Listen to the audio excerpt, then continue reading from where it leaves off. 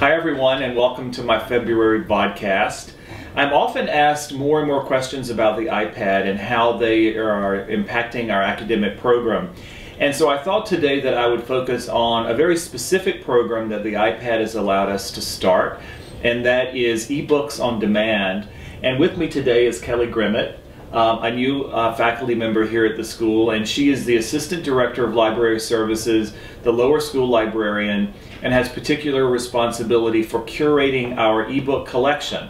Now, you might want to know what an eBook collection is, and you're going to find out. Welcome, Kelly. I'm glad you're here. Thank you.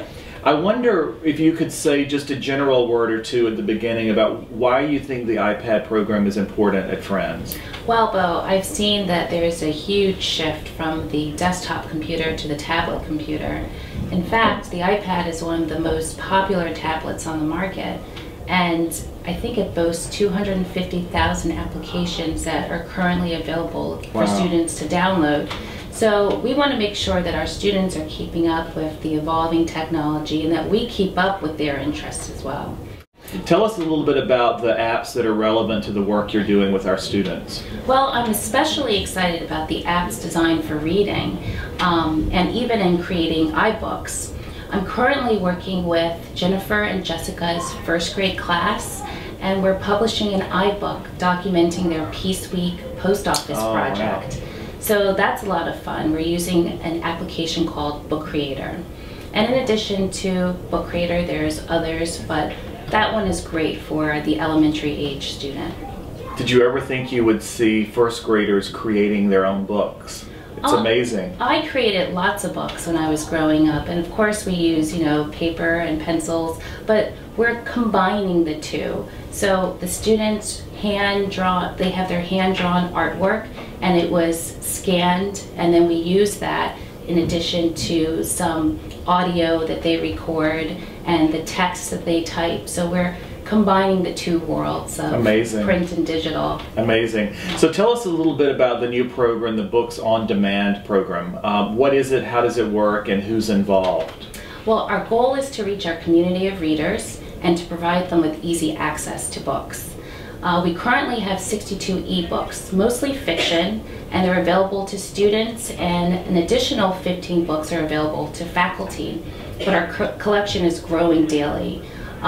We started the program with 8th through 11th grade, and in our first week we were overwhelmed with responses. Students were coming in with their iPads in hand and saying, sign me up, and we did it, and then word got out and our faculty asked, can we sign up too? Being responsive to our community, we started a faculty program as well. So we now have expanded the program, and it's divided into 3 accounts. So we have an account for 5th and 6th grade, an account for 8th through 11th grade, and a faculty account. And all of the books in the 8th through 11th grade, students can come in and ask for a particular book, and we will get it for them right there. It's very easy to use, and it's fun to use. In 5th and 6th grade, we took a different approach. So last month we featured an author named Adam Gidwitz, and we offered all of his books for 5th and 6th graders to read because he was coming to our school as a visiting author. So what we did is we have, they come to library and we sign them up, and now we have 67 students registered to read his books. Wow. So we're trying to hit all angles of the community and meet their needs. So tell us a little bit about the upper school. Are they as eager as the middle school seems to be? Well, absolutely, because the upper school has more autonomy and they have more ideas of the types of books that they want to read. So they come in, they say, well, what do you have? And we show them the cloud of 67 books. And a lot of the time they're like, oh, I haven't thought about reading that. So the act of browsing in the collection, physical collection, is just the same, but they're browsing in a collection that their peers created, which is really exciting. And then they're also able to contribute to that collection. It's not the librarian making the decision on what book they should read. we're getting their feedback and they're building the collection. So that's what's most exciting. So the cloud is replacing bookshelves. It is. And the fact that we have 3 accounts, it's kind of like the sections of the library, but they're guarded. So our faculty account does not blend with the middle school account, which doesn't blend with the upper school account, which I think is a nice guarded community service, because the middle schoolers, are at an age where they have particular interests that don't necessarily work well with upper school reading interests. Right. And vice versa. And vice versa. So it helps with our guarded approach to making sure children get age-appropriate material. That is great.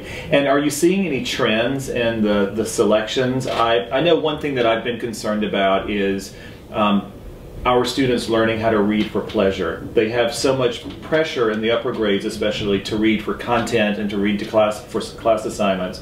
Do you think this is impacting that objective to help students learn how to read for fun? It is solely reading for pleasure. Even though some students ask for books that they're reading in their classes, I would say 99% of the books that we have in the cloud are reading for pleasure. And that's great. And it's easy to use. So as soon as they hear about a book, they read the review, they come in, they ask for it, they get it. There's no lag, there's no downtime. They get what is of interest to them at that moment. See any trends? Well, no, there's no. I think that our students are so diverse. I'm seeing some books that I read when I was in high school coming back, and I think our students are they're reading all over the map, which is great. That's terrific. That's terrific. So one final question. What's new in the world of the library? Well, as I mentioned, we're constantly adding more titles in our collection, and we hope by next year we can double, maybe triple our ebook collection. But we're really working on expanding our periodicals and taking advantage of the newsstand app. And maybe we can see a shift of less print to more digital periodicals, so our newspapers and our magazines, and hopefully students and faculty will be reading those from their iPads. But we encourage everyone to come visit the library, and if you haven't signed up for Books on Demand, now's the time to do it. Okay, great. Kelly, thanks so much. We're so glad that you're at Friends, and so glad that you're bringing this new program with Constance to our students and our faculty. So thank you very much for listening. Have a great February, and happy Valentine's Day.